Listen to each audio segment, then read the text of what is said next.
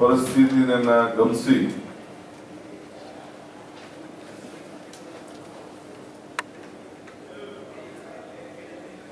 ರೈತರನ್ನ ರಕ್ಷಣೆ ಮಾಡಲು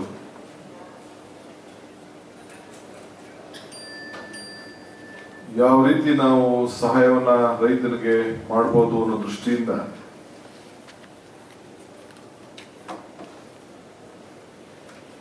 ರೈತರ ಹತ್ರ, ರೈತ ಮುಖಂಡರ ಹತ್ರ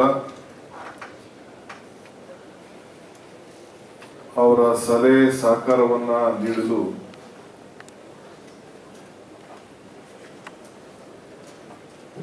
ಒಂದು ಚರ್ಚೆಯನ್ನ, ಸಾರ್ವಜನಿಕ ಚರ್ಚೆಯನ್ನ ಪ್ರಾರಂಭ ಮಾಡಬೇಕು ಅಂತೇಳಿ ಮುಖ್ಯಮಂತ್ರಿಗಳ ಆಸೆಯಂತೆ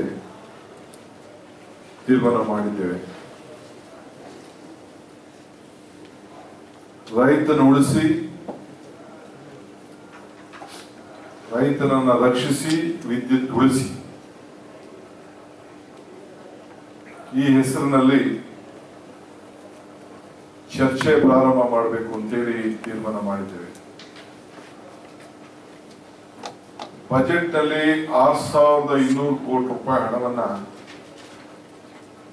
ರೈತರ ವಿದ್ಯುತ್ಗೋಸ್ಕರ ಹೋದ ವರ್ಷ ಮೀಸಲು ಇಟ್ಟಿತ್ತು. ಆದ್ರೆ ನಮ್ಮ ಇಲಾಖೆಯಿಂದ ಎಲ್ಲ ಎಸ್ಕಾಂಗಳಲ್ಲಿ ಏನು ಪಂಪ್ ಸೆಟ್ಗಳ ಬೇಡಿಕೆ ಸುಮಾರು 22 ಲಕ್ಷ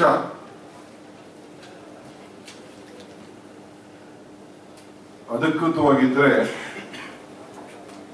ಸುಮಾರು 2.5ರಿಂದ 3 ಲಕ್ಷವರೆಗೂ ಅನಧಿಕೃತವಾಗಿ ಇರುವಂತದ್ದು ನಮಗೆ ಕಂಡು ಬಂದಿದೆ. ರೆಗ್ಯುಲೈಸೇಷನ್ ಇರೋದಕ್ಕೆ ಮಾತ್ರ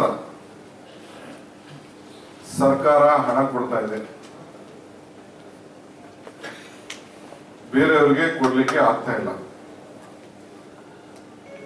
ಆದ್ರೆ ಪ್ರತಿ ವರ್ಷ